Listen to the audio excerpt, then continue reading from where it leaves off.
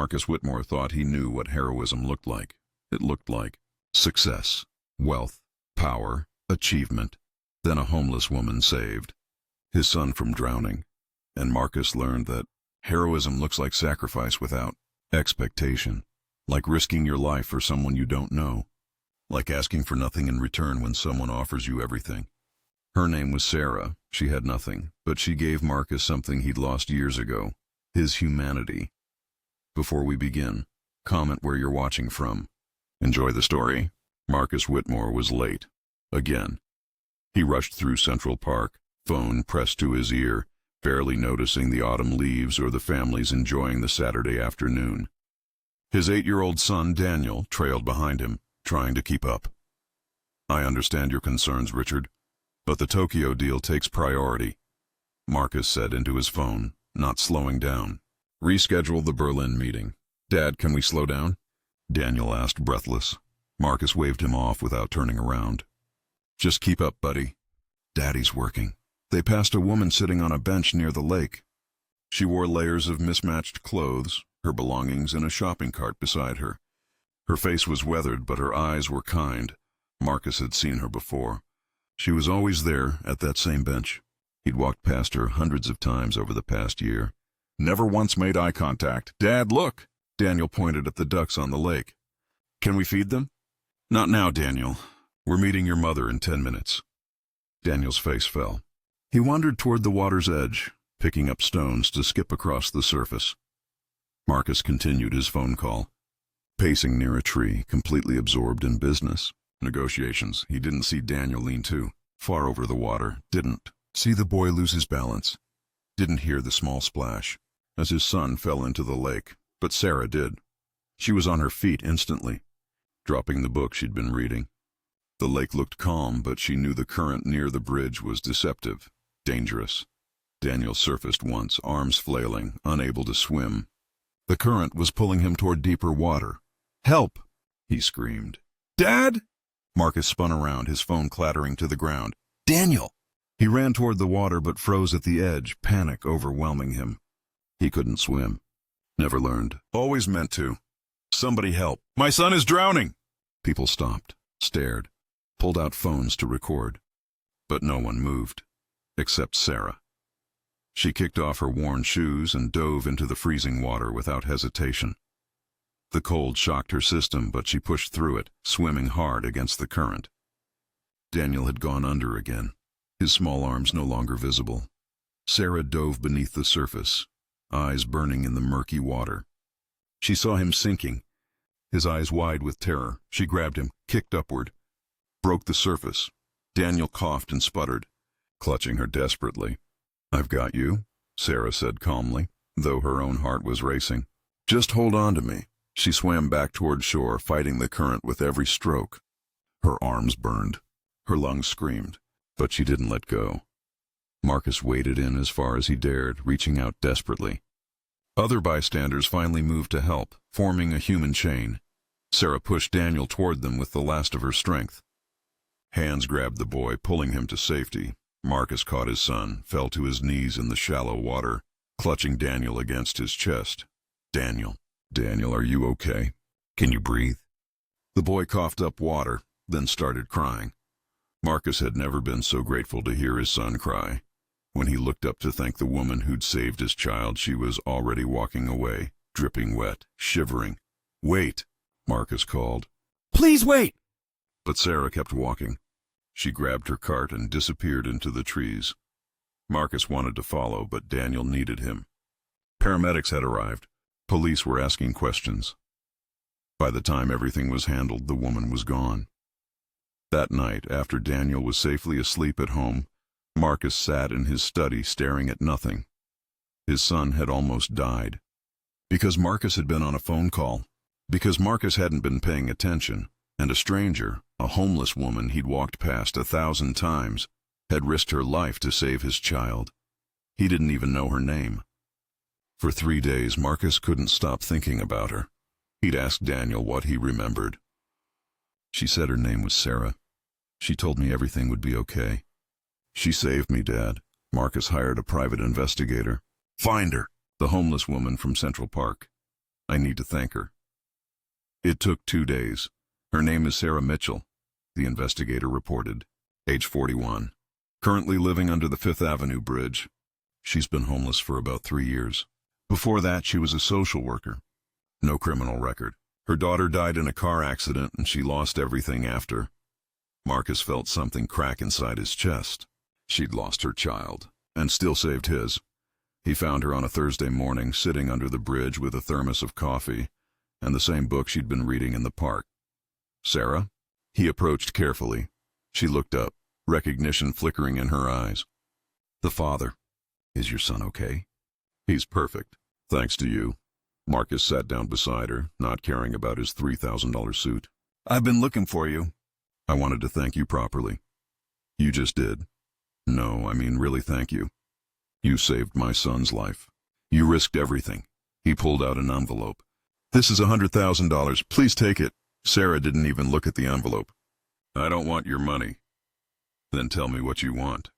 A house? A car? A job? Anything. I want you to love your son. Marcus blinked. What? When I see you in the park, you're always on your phone. Always distracted. That little boy adores you, but you never notice. So if you want to thank me, really thank me, be present for him. That's all I ask. Her words hit Marcus like a physical blow. I work hard so I can provide for him, he said defensively. I'm sure you do. But he doesn't need more things. He needs his father. Sarah stood up, gathering her belongings. I'm glad he's safe. That's all that matters to me. Wait, please. At least let me help you. You're living under a bridge. You saved my son. Let me do something. You can't fix my life with money, Mr. Whitmore. Some things are broken in ways money can't repair. Try me, please. Sarah studied him for a long moment. You really want to help? More than anything. Then volunteer at the shelter on Morrison Street. Every Tuesday and Thursday. Serve food. Talk to people. Learn their stories. That's how you help. Marcus was stunned. You want me to volunteer at a homeless shelter? I want you to see people the way you should have seen me. Not as invisible. Not as problems to throw money at.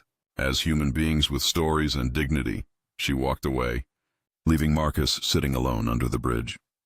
Let's play a little game with those who only read the comments. Type hero in the comments only.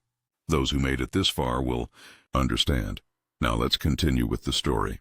Marcus showed up at Morrison Street shelter the following Tuesday.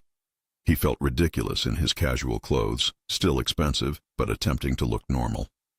The shelter manager, a woman named Rosa, sized him up immediately. You're the millionaire whose kid got saved by Sarah. News travels fast. In this community, everything travels fast. We take care of our own. Rosa handed him an apron. You're on serving duty. Be respectful, be kind. And don't you dare pity anyone here. Marcus nodded, chastened. For 2 hours, he served food. Scooped mashed potatoes. Poured coffee. Said you're welcome, more times than he had in the past year. And he listened. A veteran named Thomas talked about his PTSD and how he couldn't hold down a job because of panic attacks. A woman named Jennifer explained how one medical emergency had cost her everything, her home, her savings, her future. A teenager named Marcus, same name as his own, described aging out of foster care with nowhere to go. Each story chipped away at the walls Marcus had built around his understanding of the world. These weren't lazy people. They were people who'd been failed by systems, by circumstances, by bad luck. After his shift, Marcus found Sarah sitting in the common area, reading to a group of children. You came, she said. Surprised. You told me to. Most people don't actually do what I suggest. Marcus sat down. I'm trying to understand. How did you end up here? The investigator said you were a social worker. Sarah was quiet for a moment. My daughter Emma was 16. Brilliant, beautiful, planning to study medicine. We were driving home from her college tour when a drunk driver hit us head on. Her voice was steady, but Marcus saw the pain in her eyes. Emma died instantly. I survived with a traumatic brain injury. Lost my job because I couldn't work during recovery. Lost my insurance. Medical bills piled up. Lost my house. Lost everything. She looked at him directly. I went from middle-class professional to homeless in 8 months. I'm so sorry. Don't be sorry. Just be aware. Anyone can end up here. One bad day, one wrong turn. That's all it takes. Marcus thought about his own life, how he'd always believed his success was entirely his own doing. He'd never considered how much of it was luck. Right place, right time, right circumstances. Why did you save Daniel? He asked. After losing Emma, why would you risk your life for another child? Sarah smiled sadly. Because I couldn't save Emma, but I could save him. And every child deserves to be saved, regardless of who their father is or how much money they have. Something shifted in Marcus in that moment. A fundamental change in how he saw the world. Teach me, he said. Teach me how to really help. Sarah studied him carefully. Are you sure? Because real help isn't writing a check and walking away. Real help is uncomfortable. It requires sacrifice, time, presence. I'm sure. Over the next 3 months, Marcus's life transformed. He still ran his company, but he restructured his schedule. Left the office at 5 p.m. every day. No exceptions. He had dinner with Daniel every night. Helped with homework. Actually listened when his son talked about school, and twice a week he volunteered at the shelter. He started a job placement program at his company specifically for homeless individuals. Hired 5 people the first month, including Thomas the veteran. He funded a medical clinic at the shelter. Free health care for anyone who needed it. But more than the money, Marcus gave something more valuable. His time and attention. He learned people's names. Their stories. Their dreams. He learned that Sarah had been a brilliant social worker, had a master's degree in psychology. Why don't you work at the shelter? Marcus asked one day. They need counselors, I tried. They can't hire someone without a permanent address. Marcus called Rosa immediately. What if I provide housing for Sarah? Would you hire her then? In a heartbeat. She's the most qualified person I've ever met. Marcus bought a small apartment. Nothing extravagant. Safe, clean, furnished. When he showed it to Sarah, she stood in the doorway, frozen. I can't accept this. It's not a gift. It's a job benefit. You're going to work at the shelter as a full-time counselor. This is your staff housing. Marcus, this is too much. No, it's exactly enough. You saved my son. You saved me. This is the least I can do. Tears streamed down Sarah's face. For the first time since her daughter died, she felt like she might have a future again. 6 months after Daniel's drowning, Marcus threw a small dinner party. Sarah was there, now stable and employed. Rosa from the shelter was there, proud of their growing programs. Thomas was there, successfully managing Marcus's warehouse, and Daniel was there, happy and secure, finally having the father he'd always deserved. During dinner, Daniel raised his glass of apple juice. I want to make a toast to Sarah, who saved my life. Everyone raised their glasses, but she didn't just save me. Daniel continued, wisdom beyond his 8 years. She saved my dad too. Marcus felt tears prick his eyes. His son was right. After everyone left, Marcus found Sarah on the balcony. I never properly thanked you, he said. You've thanked me 100 times. No, I mean for what you really gave me. You didn't just save Daniel's life, you saved mine. You showed me what I'd become, a man so focused on success that I had forgotten what actually matters. You figured it out on your own. I just pointed you in the right direction. You asked me for one thing, to love my son. I thought I did, but I didn't know what love really meant until you showed me. Sarah smiled. Love isn't about providing. It's about presence. You learned that. Because of you. Marcus paused. Daniel asked me something yesterday. He asked if you could come to his birthday party. He said you're family now. Sarah's eyes filled with tears. Family? If you want to be. We'd be honored. For the first time in 3 years since losing her daughter, Sarah felt the possibility of joy again. I'd love that. 1 year later, Marcus stood at the opening ceremony of the Sarah Mitchell Community Center, a comprehensive facility offering job training, health care, counseling, and housing assistance for homeless individuals. Sarah stood beside him, now the center's director, her eyes shining with pride. I can't believe this is real, she whispered. You made it real. You inspired it.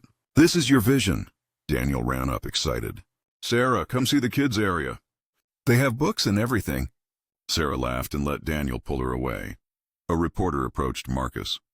Mr. Whitmore, What inspired this dramatic shift in your philanthropy? Marcus thought about that day in the park.